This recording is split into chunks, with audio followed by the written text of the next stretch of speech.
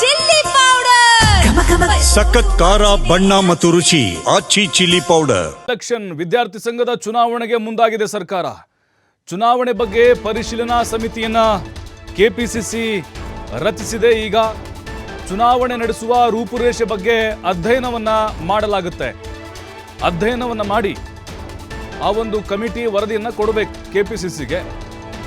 ಇನ್ನು ಈ ಒಂದು ಸಮಿತಿಯಲ್ಲಿ ಸಚಿವರಾದಂಥ ಶರಣ್ ಪ್ರಕಾಶ್ ಪಾಟೀಲ್ ಇದ್ದಾರೆ, ಡಾಕ್ಟರ್ MC ಸುಧಾಕರ್ ಇದ್ದಾರೆ, ಶಾಸಕರಾದಂಥ ರಿಜ್ವಾನ್ ಅರ್ಷಾದು, ವಿ ಶಿವಣ್ಣ, MLC ಸಲೀಂ ಅಹಮದ್, ಪುಟ್ಟಣ್ಣ, ಬಸವನಗೌಡ ಬಾದರ್ಲಿ, ಮಂಜುನಾಥ್ ನೇತೃತ್ವದ ಸಮಿತಿಯನ್ನ ಕೆಪಿಸಿಸಿ ಈಗ ರಚನೆಯನ್ನ ಮಾಡಿದೆ. ಅಂದರೆ ವಿದ್ಯಾರ್ಥಿ ಕಾಲೇಜುಗಳಲ್ಲಿ ವಿದ್ಯಾರ್ಥಿ ಸಂಘದ ಚುನಾವಣೆಗಳು ಆಗ್ತಾ ಇತ್ತು. ಕೆಲವು ಘರ್ಷಣೆಗಳು ಕೂಡ ಆಗಿದ್ದಾವೆ, ಗಲಾಟೆಗಳು ಕೂಡ ಆಗಿದ್ದಾವೆ, ಎಷ್ಟೋ ಕೇಸಸ್ಗಳು ಕೂಡ ಆಗಿದ್ದು. ಅದಾದಮೇಲೆ ಸ್ಟಾಪ್ ಆಗಿತ್ತು. ಈಗ ಕಾಂಗ್ರೆಸ್ ಸರ್ಕಾರ ನೋಡಬೇಕು ಇದನ್ನು ಯಾವ ರೀತಿಯಾಗಿ ಎಲೆಕ್ಷನ್ ನಡೆಸ್ತಾರೆ ಅಂತೇಳಿ. ಅದಕ್ಕೂ ಕೂಡ ಈಗಾಗಲೇ ಸಿದ್ಧತೆಯನ್ನು ಮಾಡಿಕೊಂಡಿದ್ದಾರೆ, ಕಮಿಟಿಯನ್ನು ಮಾಡಿದ್ದಾರೆ. ಈ ಕಮಿಟಿ ಅವರಿಗೆ 15 ದಿನದ ಒಳಗಡೆ ಒಂದು ವರದಿಯನ್ನು ಕೊಡಬೇಕು. ಆ ವರದಿಯ ಆಧಾರದ ಮೇಲೆ ಮುಂದಿನ ತೀರ್ಮಾನವನ್ನು ತೆಗೆದುಕೊಳ್ಳಲಾಗುತ್ತೆ. ಯಾವ ಹಂತಗಳಲ್ಲಿ ಚುನಾವಣೆ ನಡೆಸಬಹುದು ಮತ್ತು ವಿದ್ಯಾರ್ಥಿ ಚುನಾವಣೆಯಿಂದಾಗುವಂಥ ಸಾಧಕ ಬಾಧಕಗಳೇನು, ಲಾಭ ಅಥವಾ ನಷ್ಟ, ಪಕ್ಷದ ಹೆಸರಿನಲ್ಲಿ ಚುನಾವಣೆ ಆಗಬೇಕಾ ಅಥವಾ ಸಿದ್ಧಾಂತದ ಮೇಲೆ ಎಲೆಕ್ಷನ್ ಮಾಡಬೇಕಾ, ರಾಜಕೀಯೇತರವಾಗಿ ಇಲ್ಲಿ ನಿಲ್ಲಿಸಬೇಕಾ, ಅದರ ವೆಚ್ಚ ಎಷ್ಟಾಗುತ್ತೆ, ಪಾರದರ್ಶಕತೆ ಹೇಗಿರಬೇಕು, ಭದ್ರತೆ ಹೇಗೆ ಕಲ್ಪಿಸಬೇಕು, ಈ ಬಗ್ಗೆ ಅಧ್ಯಯನ ವರದಿ ನೀಡುವಂತೆ DK ಶಿವಕುಮಾರ್ ಅವರು ಸೂಚನೆಯನ್ನು ಕೊಟ್ಟಿದ್ದಾರೆ. ಅಂದರೆ ಸ್ಟೂಡೆಂಟ್ಸ್ ಎಲೆಕ್ಷನ್ ಬಗ್ಗೆ KPCC ಕೂಡ ಬಹಳ ಗಂಭೀರವಾಗಿ ತೆಗೆದುಕೊಂಡಿದೆ. ಅಂದರೆ ನಾಯಕತ್ವ ಗುಣ ಎಲ್ಲರಲ್ಲೂ ಕೂಡ ಬರಬೇಕು. ಕೇವಲ ರಾಜಕೀಯಕ್ಕೆ ಎಂಟ್ರಿ ಆದಮೇಲೆ ನಾವೊಬ್ಬ ಜನನಾಯಕನಾಗ್ತೀವಿ ಅಥವಾ ಇನ್ನೊಂದೇನೋ ಕೆಲಸವನ್ನು ಮಾಡ್ತೀವಿ ಅಂತ ಬರಬಾರ್ದು. ಅದು ವಿದ್ಯಾರ್ಥಿ ದೆಸೆಯಿಂದಲೇ ಆ ಗುಣ ಅಳವಡಿಸಿಕೊಳ್ಳಬೇಕು. ಹಾಗಾಗಿ ಚುನಾವಣೆಗಳನ್ನು ನಡೆಸುವುದು ಸೂಕ್ತ ಅನ್ನುವಂತಹ ತೀರ್ಮಾನಕ್ಕೆ KPCC ಬಂದಿದೆ. ಬಟ್ ಇನ್ನೂ ಅಂತಿಮವಾಗಿ ನಿರ್ಧಾರ ಆಗಿಲ್ಲ. ಸ್ಟೂಡೆಂಟ್ ಎಲೆಕ್ಷನ್ಗೆ 9 ಜನರ ಕಮಿಟಿಯನ್ನು ಮಾಡಿದ್ದೀನಿ ಅಂತ ಬೆಂಗಳೂರಿನಲ್ಲಿ DCM DK ಶಿವಕುಮಾರ್ ಹೇಳಿಕೆಯನ್ನು ಕೊಟ್ಟಿದ್ದಾರೆ. ಕಾಲೇಜುಗಳಲ್ಲಿ ನಾಯಕತ್ವವನ್ನು ಬೆಳೆಸಬೇಕು, ಹುಟ್ಟುಹಾಕಬೇಕು, ಹೊಸ ಯುವಕರು ಬರಬೇಕು. ರಾಹುಲ್ ಗಾಂಧಿಯವರು ಈ ಬಗ್ಗೆ ಪತ್ರವನ್ನು ಬರೆದಿದ್ದಾರೆ. ನಮ್ಮ ಕಾಲದಲ್ಲಿ ಎಲೆಕ್ಷನ್ ಆದಾಗ ಕಾಲೇಜಲ್ಲಿ ಓದುವಾಗ ದೊಣ್ಣೆ ಇಟ್ಕೊಂಡು ಓಡಾಡ್ತಾ ಇದ್ರು, ಅಂದರೆ ಅಷ್ಟು ಘರ್ಷಣೆಗಳಾಗ್ತಿತ್ತು ಅಂತ, ಹೊಡೆದಾಟಗಳಾಗ್ತಿತ್ತು ಅಂತ. ಆಗ ಅದನ್ನೆಲ್ಲ ನಿಲ್ಲಿಸಿಬಿಟ್ರು ಅಂತ DCM DK ಶಿವಕುಮಾರ್ ಹೇಳಿದ್ದಾರೆ. ಒಂದು ಕಮಿಟಿ ಫಾರ್ಮ್ ಮಾಡಿದ್ದೀನಿ, ಯಾವ ರೀತಿ ಮಾಡಬೇಕು ಅಂತ, ಹೊಸ ನಾಯಕರುಗಳನ್ನ ಕಾಲೇಜಲ್ಲಿ ತಯಾರು ಮಾಡಬೇಕು.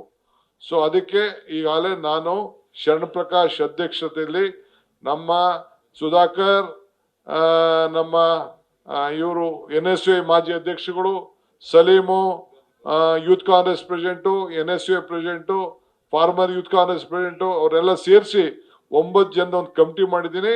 1 ತಿಂಗಳಲ್ಲಿ ಯಾವ ರೀತಿ ಮಾಡಬೇಕು ಅಂತೇಳಿ ಪುಟ್ಟಣ್ಣ ಎಲ್ಲ ಸೇರಿಸಿ ಒಂದು ಕಮಿಟಿ ಮಾಡಿದ್ದೀನಿ. ಯಾವ ರೀತಿ ಎಲೆಕ್ಷನ್ ಕಂಡಕ್ಟ್ ಮಾಡಬೇಕು ಅಂತೇಳಿ ಒಂದು ಪ್ರಪೋಸಲ್ ಕೊಡಿ ಸರ್ಕಾರಕ್ಕೆ ಅಂತ ರಾಹುಲ್ ಗಾಂಧಿ ಅವರು ಕೂಡ ನಮಗೆ ಚೀಫ್ ಮಿನಿಸ್ಟರ್ಗೆ ಕಾಗದ ಬರೆದಿದ್ದಾರೆ. ಅದ್ರ ಬಗ್ಗೆ ಆಲೋಚನೆ ಮಾಡಬೇಕು ಅಂತ ಕಾಲೇಜ್ಗಳಲ್ಲಿ ಎಲೆಕ್ಷನ್ ಕಂಡಕ್ಟ್ ಮಾಡಿ ಹೊಸ ಲೀಡರ್ಶಿಪ್ನ ಮತ್ತಷ್ಟು ಮಾಹಿತಿ ನಮ್ಮ ಪ್ರತಿನಿಧಿ LN ಸ್ವಾಮಿ ನೀಡ್ತಾರೆ. ಸ್ವಾಮಿ, ಈ ಹಿಂದೆ ವಿದ್ಯಾರ್ಥಿ ಸಂಘದ ಚುನಾವಣೆಗಳು ನೋಡ್ತಾ ಇದ್ವಿ ನಾವು. ಬರೀ ಗಲಾಟೆಗಳು, ಘರ್ಷಣೆಗಳು, ಕೇಸಸ್ಗಳಾದಂಥ ಉದಾಹರಣೆಗಳಿದ್ದಾವೆ ಈ ಹಿಂದಿನ ಸಮಯದಲ್ಲಿ. ಬಟ್ ಈಗ ಮತ್ತೆ ನಡೆಸಬೇಕು ಅನ್ನುವಂತಹ ಸಿದ್ಧತೆಗಳನ್ನು KPCC ಅಧ್ಯಕ್ಷರು ಮಾಡಿಕೊಳ್ತಾ ಇದ್ದಾರೆ. ಬಹುಶಃ ವಿದ್ಯಾರ್ಥಿ ಸಂಘದ ಚುನಾವಣೆಯ ರೂಪುರೇಷೆಗಳು ಹೇಗೆ ಸಿದ್ಧ ಆಗ್ಬೋದು ಅಂತ ಅನಿಸುತ್ತೆ? ಪ್ರಭು, ಈಗ ಕಾಂಗ್ರೆಸ್ ವಲಯದಲ್ಲಿ ಚುನಾವಣೆಗಳನ್ನ ನಡೆಸೋದಕ್ಕೆ ಸಿದ್ಧವಾಗ್ತಾ ಇರುವಂತದ್ದು, ಅದರಲ್ಲೂ ಕೂಡ ತಮ್ಮದೇ ಆದ ಸ್ಟ್ರಾಟಜಿಯನ್ನ ಬಳಸೋದಕ್ಕೆ DCM DK ಶಿವಕುಮಾರ್ ಮುಂದಾಗಿರುವಂತದ್ದು. ವಿಶೇಷವಾಗಿ ಈಗ ಸಾಕಷ್ಟು ಚುನಾವಣೆಗಳ ಸವಾಲಿದೆ. ಒಂದು ಸ್ಥಳೀಯ ಸಂಸ್ಥೆ ಚುನಾವಣೆಗಳು ಸೇರಿದಂತೆ GB ಎಲೆಕ್ಷನ್ ಕೂಡ ಸಿದ್ಧತೆಗೊಳ್ತಾ ಇದೆ. ಇದರ ನಡುವೆ ಕಾಲೇಜು ಮಟ್ಟದಲ್ಲಿ ಚುನಾವಣೆಗಳನ್ನ ನಡೆಸಬೇಕು ಅನ್ನೋದು ಈಗ ಸರ್ಕಾರ ತೀರ್ಮಾನ ಮಾಡ್ಕೊಂಡಿರುವಂತದ್ದು.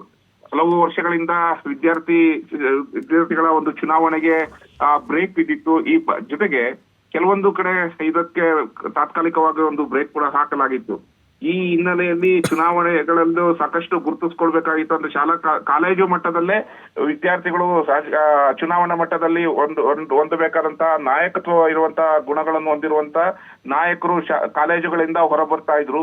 ಹಾಗಾಗಿ ಇದನ್ನ ಮತ್ತೆ ಎಲೆಕ್ಷನ್ ಮಾಡಬೇಕು, ಕಾಲೇಜು ಮಟ್ಟದಿಂದಲೇ ನಾಯಕತ್ವ ಇರುವಂತಹ ಒಂದು ವಿದ್ಯಾರ್ಥಿಗಳನ್ನ ಹೊರಗೆ ತರಬೇಕು ಅನ್ನೋದು ಕೂಡ ಈಗ ಸರ್ಕಾರದಲ್ಲಿ ಇರುವಂತಹ ಒಂದು ಉದ್ದೇಶ. ಹಾಗಾಗಿ ಕಾಲೇಜುಗಳಲ್ಲಿ ಈಗ ಚುನಾವಣೆ ಮಾಡ್ಲಿಕ್ಕೆ ಒಂದು ಕಮಿಟಿಯನ್ನ ರಚನೆ ಮಾಡೋದಕ್ಕೆ DCM DK ಶಿವಕುಮಾರ್ ಮುಂದಾಗಿರುವಂತದ್ದು. ಈಗಾಗಲೇ ಕಮಿಟಿ ಕೂಡ ರಚನೆ ಆಗಿದೆ. 9 ಜನರ ಕಮಿಟಿಯನ್ನ ಈಗಾಗಲೇ ಮಾಡಿದ್ದೇವೆ ಚುನಾವಣೆಗಳನ್ನು ನಡೆಸಲಿಕ್ಕೆ.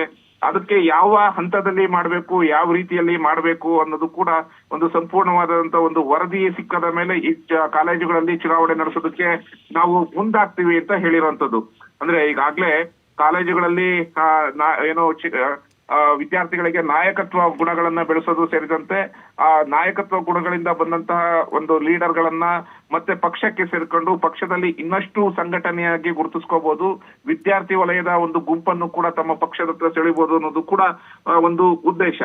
ಈ ಹಿನ್ನೆಲೆಯನ್ನು ಇಟ್ಕೊಂಡು ಕಾಲೇಜುಗಳಲ್ಲಿ ಯಾವ ರೀತಿ ಚುನಾವಣೆಯನ್ನ ಮಾಡಬೇಕು, ಯಾವ ಕ್ರಮಗಳನ್ನ ಅನುಸರಿಸಬೇಕು, ಮುಂಜಾಗ್ರತಾ ಕ್ರಮಗಳನ್ನ ಯಾವ ರೀತಿ ತೆಗೆದುಕೊಳ್ಬೇಕು ಅನ್ನೋ ವಿಚಾರಕ್ಕೆ ಈಗಾಗಲೇ ಕಮಿಟಿ ಕೂಡ ರಚನೆ ಆಗಿದೆ.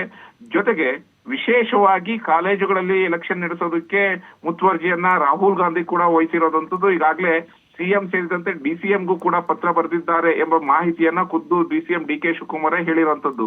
ಹಾಗಾಗಿ ಕಾಲೇಜುಗಳ ಚುನಾವಣೆಯನ್ನು ನಡೆಸೋದಕ್ಕೆ ಕಮಿಟಿ ಆಗಿದೆ.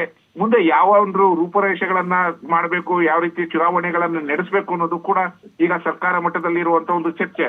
ಹೆಚ್ಚಿನದಾಗಿ ಒತ್ತನ್ನ ಕಾಲೇಜು ವಿದ್ಯಾರ್ಥಿಗಳಿಗೆ ಕಾಲೇಜು ಮಟ್ಟದಲ್ಲೇ ನಾಯಕತ್ವ ಇರುವಂತಹ ಗುಣಗಳನ್ನ ಇರುವಂತಹ ನಾಯಕರನ್ನ ಸೆಳೆದು ಆ ಮಟ್ಟದ ಆ ಮೂಲದಿಂದಲೂ ಕೂಡ ಪಕ್ಷ ಸಂಘಟನೆಗೆ ಮುಂದಾಗಬೇಕು. ಜೊತೆಗೆ ಇದು ಅವರ ಭವಿಷ್ಯಕ್ಕೂ ಕೂಡ ಅನುಕೂಲ ಆಗುತ್ತೆ. ಅಂದ್ರೆ ರಾಜಕೀಯ ರಂಗ ಪ್ರವೇಶದಂತ ಸಂದರ್ಭದಲ್ಲಿ ಅಲ್ಲೇ ಇದ್ದುಕೊಂಡು ವಿದ್ಯಾರ್ಥಿಗಳ ಸಮಸ್ಯೆಗಳು, ಕಾಲೇಜುಗಳ ಸಮಸ್ಯೆಗಳು ಇಟ್ಟುಕೊಂಡು ಹೋರಾಟ ಮಾಡಬಹುದು. ಹಾಗಾಗಿ ಎಲ್ಲಾ ಸಮಸ್ಯೆಗಳಿಗೂ ಒಂದು ಪರಿಹಾರ ಕಂಡುಕೊಳ್ಬೇಕು ಅನ್ನೋದು ಕೂಡ ಇದು ಪ್ರಮುಖವಾದಂತಹ ಉದ್ದೇಶ ಎಂಬ ರೀತಿಯಲ್ಲಿ ಕಾಣ್ತಾ ಇರುವಂತದ್ದು. ಹೀಗಾಗಿ ಕಾಂಗ್ರೆಸ್ ಈಗ DCM DK ಶಿವಕುಮಾರ್ ಕೂಡ ಕಾಲೇಜು ಮಟ್ಟದಲ್ಲಿ ಎಲೆಕ್ಷನ್ ಮಾಡೋದಕ್ಕೆ ಮುಂದಾಗ್ತಾ ಇರುವಂತದ್ದು. ಪ್ರಭು, ಥ್ಯಾಂಕ್ ಯು ವೇಲೆನ್ ಸ್ವಾಮಿ ಮಾಹಿತಿಗಾಗಿ.